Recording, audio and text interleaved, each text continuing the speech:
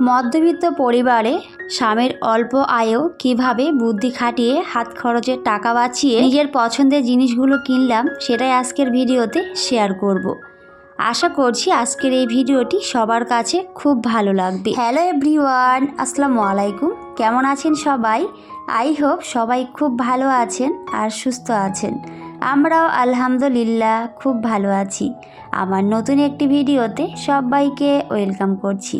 প্রতিদিনের মতো আজকেও সকাল থেকে ভিডিওটি শুরু করেছি। আমার প্রিয় আপু ভাইয়ারা এবং আঙ্কেল আন্টিরা সবাই কে কেমন আছেন অবশ্যই কমেন্ট করে জানাবেন। আপনাদের সুন্দর সুন্দর কমেন্ট পড়তে আমার অনেক বেশি ভালো লাগে। আমি অনেকটা উৎসাহ নিয়ে সবার কমেন্ট পড়ি।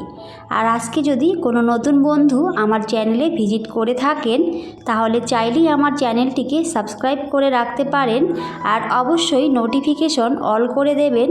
তাহলে আমি যখনই ভিডিও দিই না কেন সবার আগে আমার ভিডিও আপনাদের কাছে পৌঁছে যাবে। আর আপনারা চাইলে সময় সুযোগ মতো করে আমার ভিডিওটি দেখে নিতে পারবেন। আর যারা যারা অলরেডি এই কাজটা করে দিয়েছেন আপনাদের একগুচ্ছ লাল গোলাপের শুভেচ্ছা জানাই। আর সবাই অবশ্যই আমার কমিউনিটি পোস্টে সুন্দর করে একটা কমেন্ট করে যাবেন। আমিও ইনশাল্লাহ সবার কাছে পৌঁছে যাব আর অনেকটা ভালোবাসা দিয়ে আসব। তো যাই হোক, অনেক কথা বলেছি। আর এই যে এদিকে কিন্তু আমি আমার কাজগুলো করে নিচ্ছিলাম। তো এই যে সকালে আগে আমার বেডরুমগুলোকে আমি ভালো করে ক্লিনিং করে নেওয়ার চেষ্টা করি, তো সেটাই কিন্তু করছিলাম। তো অনেক আপুর ভিডিও দেখি, অনেক আপুর অনেক কিছুই আছে, তো আমার তো বেশ ভালোই লাগে। অনেক আপু অনেক কিছুই দেখায় ভিডিওতে, সত্যি অনেক বেশি ভালো লাগে। তো আমার কাছে হয়তো সেরকম কোনো কিছুই নেই, তবে এই যে যতটুকু আছে আমি কিন্তু সেই অনুযায়ী দেখানোর চেষ্টা করি। আর আমাদের এই যে উপরের রুমগুলো এখন শুধু কমপ্লিট হয়েছে, তো আস্তে আস্তে করে একটা একটা করে জিনিস অবশ্যই কিন্তু কিনছি। তো একবারে কিন্তু কেনা অসম্ভব, কারণ আমাদের মতো যারা মধ্যবিত্ত আছে তারা কিন্তু অবশ্যই সবাই জানে, তো একবারে কিন্তু সমস্ত কিছুই কেনা একেবারে অসম্ভব। তো একটু বুদ্ধি খাটিয়ে একটু একটু করে টাকা জমিয়ে কিন্তু জিনিসগুলো কেনার চেষ্টা করি, কারণ হাজবেন্ডের ইনকাম যেমন সেই অনুযায়ী কিন্তু আমাদের চলা উচিত। এর বাইরে কিন্তু আমরা কখনোই চলতে পারবো না। তো আমাদের যার যেমন সামর্থ্য আমরা কিন্তু সেই সামর্থ্য অনুযায়ী চলার চেষ্টা করি। তো আমার কাছে যতটুকু আছে আমি কিন্তু অবশ্যই সেভাবে চলার চেষ্টা করি। তো একটা একটা করে জিনিস কিন্তু আলহামদুলিল্লাহ কিনতে পারছি, এটাই আমার কাছে অনেক। যেহেতু ঘরগুলো এখন কমপ্লিট হয়ে গেছে, এখন কিন্তু আর কোনো কাজ বাকি নেই, শুধুমাত্র এই যে রুমের যে জিনিসগুলো তো সেগুলোই কিন্তু বাকি আছে। তো আলহামদুলিল্লাহ একটা একটা করে অবশ্যই কিন্তু কিনবো। আসলে যারা মধ্যবিত্ত পরিবারে থাকে তারা কিন্তু সবাই অবশ্যই জানে যে টাকার গুরুত্ব কতটা।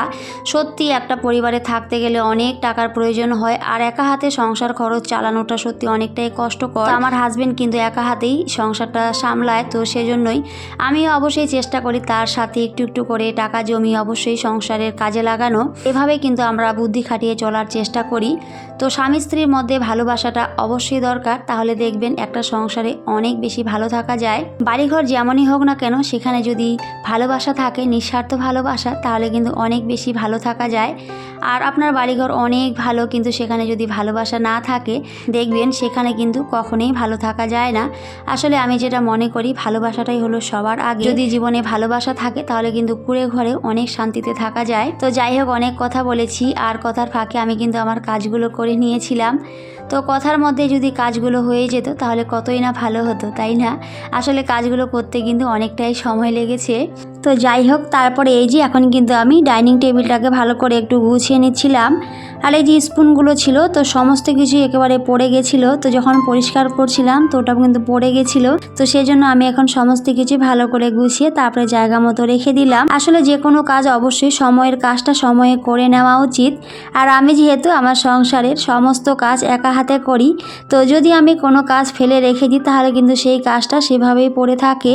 তো অবশ্যই কিন্তু সময়ের কাজটা সময়ে করে নেওয়ার চেষ্টা করি। তো এখন চলে যাই ভিডিওর মূল পর্বে। তো যেটা বলেছিলাম যে আমি কিভাবে সংসার খরচের টাকা বাঁচি আর নিজের হাত খরচের টাকা বাঁচি আমি আমার সংসারের প্রয়োজনীয় জিনিসগুলো কিনে থাকি, তো সেটাই কিন্তু এখন শেয়ার করছি।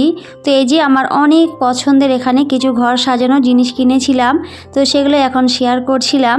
আমার ঘরে কিন্তু এমনি সমস্ত কিছু রেডি হয়ে গেছে, কিন্তু এখনও ঘরটাকে পুরোপুরি কিন্তু সাজানো হয়নি। বিশেষ করে উপরে যে রুমগুলো রয়েছে সেগুলো কিন্তু একেবারে সাজানো হয়নি। তো আস্তে আস্তে কিন্তু অবশ্যই এভাবেই সাজানোর চেষ্টা করি একটা একটা করে কিনে, কারণ একবারে কিন্তু সমস্ত কিছু আমি কখনোই কিনতে পারবো না।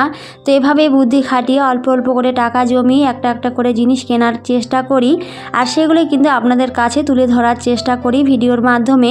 আর আপনারা সবাই ভালোবেসে সবাই আমার ভিডিও দেখেন আর অনেক সুন্দর সুন্দর কমেন্ট করেন, তো সত্যি আমার অনেক বেশি ভালো লাগে। তো যখন আপনারা অনেক সুন্দর করে কমেন্ট করেন তখন কিন্তু আমার আরও উৎসাহ বেড়ে যায় নতুন নতুন কন্টেন্ট তৈরি করতে। তো সেই অনুযায়ী কিন্তু আমি আবার চলে আসি নতুন একটা কন্টেন্ট নিয়ে। তো আশা করছি আজকের এই ভিডিওটিও সবার কাছে অনেক বেশি ভালো লাগবে।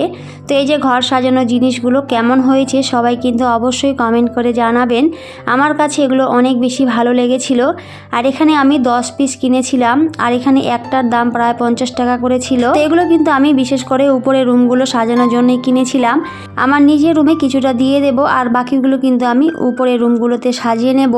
তো যেহেতু আমার উপরে রুমে এখনও আমার জানলার পর্দাগুলো লাগানো হয়নি বা দরজার পর্দাগুলো লাগানো হয়নি, তো সেজন্য কিন্তু পরে ওগুলোতে দিয়ে দেব। আর এখন শুধু একটু আমার নিচের রুমে একটু দিয়ে দিলাম, তো খুব একটা বেশি কিন্তু দেব না। তো এতটুকু শুধু দেব, আর বাকিগুলো কিন্তু রেখে দেব যখন আমার উপরের রুমগুলোতে আমার দরজা জানলা সমস্ত কিছু পর্দা লাগানো হবে, তারপরে কিন্তু সেখানে আমি সুন্দর করে সাজিয়ে দেব। কারণ আমার খুব ইচ্ছে আমার উপরের রুমগুলো অনেক সুন্দর করে সাজাবো, যেহেতু সেগুলো আমার অনেকটা ভালোবাসা যত্ন দিয়ে করা, আর অনেকটা সময় পার করে কিন্তু আমি আমার উপরের রুমগুলো গড়ে তুলেছি অনেক বেশি ভালোবাসা আর মায়া জড়ানো। তো অবশ্যই আমি সুন্দর করে সাজানোর চেষ্টা করব। তো হয়তো একবারে সম্ভব হবে না, তো ইনশাল্লাহ আস্তে আস্তে অবশ্যই কিন্তু সাজিয়ে গুছিয়ে নেওয়ার চেষ্টা করি। তো আপনারা সবাই অবশ্যই আমাদের জন্য দোয়া করবেন, আমরা যেন এইভাবেই সবাই মিলে অনেক ভালো থাকতে পারি। আমিও ইনশাল্লাহ সবার জন্য অনেক অনেক দোয়া করি, সবাই যেন অনেক ভালো থাকে, সবাই সবার লক্ষ্যে পৌঁছাতে পারে। তো যাই হোক, এদিকে কিন্তু আমি আমার জন্য চা করে নিয়েছিলাম, এই যে আদা চা, তো সেটাই কিন্তু খাচ্ছিলাম। আর চা খেতে আমি অনেক বেশি ভালোবাসি। আর কে কে চা খেতে পছন্দ করেন সবাই অবশ্যই কমেন্ট করে জানাতে পারেন। আমার কিন্তু চা খেতে অনেক বেশি ভালো লাগে, সকাল বিকেল এই 2 টাইম অবশ্যই আমাকে চা খেতেই হবে। চা না খেলে কেমন যেন আমার কাছে ভালোই লাগে না, মাথা ব্যথা শুরু হয়ে যায়। তো আমি সত্যি খুবই চা প্রেমী একজন মানুষ, অনেক বেশি পছন্দের। তো আমি এখানে চা করে নিয়েছিলাম, আর তারপরে কিন্তু আমি খেয়েও নিয়েছি। তো তারপরে চলে গেছি এই যে একেবারে রান্নার পর্বে। তো এই যে রান্না তো করতেই হবে, যতই ভাবি যে একদিন রান্না করব না, কিন্তু কিছু করার নেই, খেতে গেলে অবশ্যই রান্নাটা করতেই হবে। আর অনেকেই ভাবতে পারেন যে এই মেয়েটা শুধু এই যে চিংড়ি মাছের রেসিপি শেয়ার করে।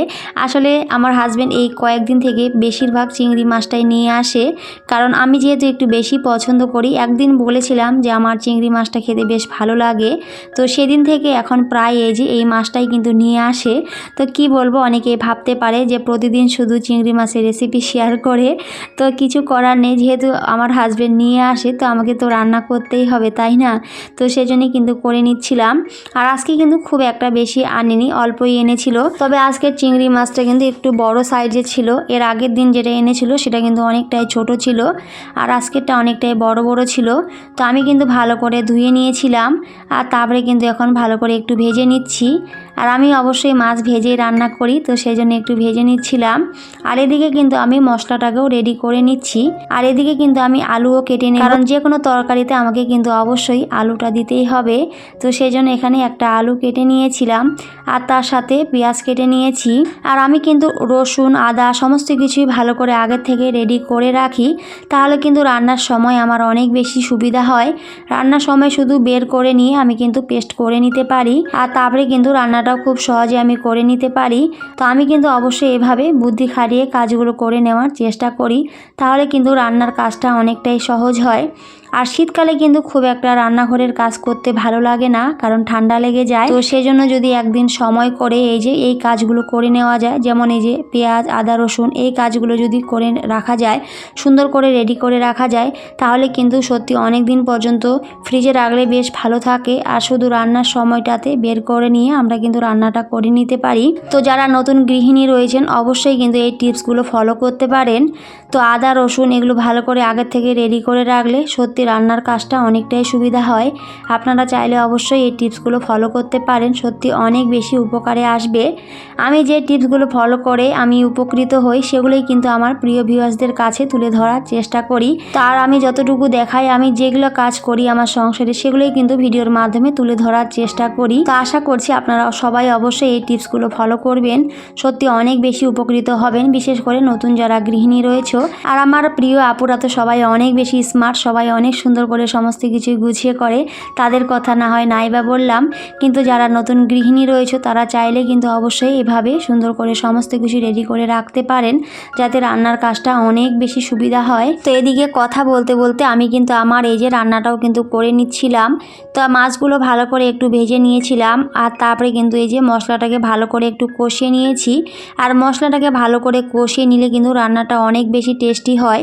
তো ভালো করে কষিয়ে নিয়েছিলাম, আর তারপরে কিন্তু পরিমাণ মতো পানি অ্যাড করেছি। আর তারপরে কিন্তু আমি এই যে মাছগুলো দিয়ে দিয়েছি। মাছগুলো দিয়ে নেওয়ার পরে আমি আমার পছন্দের ধনিয়া পাতা দিয়ে দিয়েছি। আর এই যে শীতকালে ধনিয়া পাতার তরকারি খেতে যে কত ভালো লাগে, যেটা আমি বলে বোঝাতে পারবো না, আমার কাছে অনেক বেশি ভালো লাগে। তো তারপরে কিন্তু আমার এদিকে এই যে রান্না কমপ্লিট হয়ে গেছে, তো আমি কিন্তু নামিয়ে নিয়েছি। তো যাই হোক বন্ধুরা, আজকের এই ভিডিওটি সবার কাছে কেমন লেগেছে সবাই কিন্তু অবশ্যই কমেন্ট করে জানাবেন। সবাই খুব ভালো থাকবেন, সুস্থ থাকবেন। তো সবাইকে টাটা, আল্লাহ হাফেজ। দেখা হবে পরের অন্য কোনো একটি ভিডিওতে।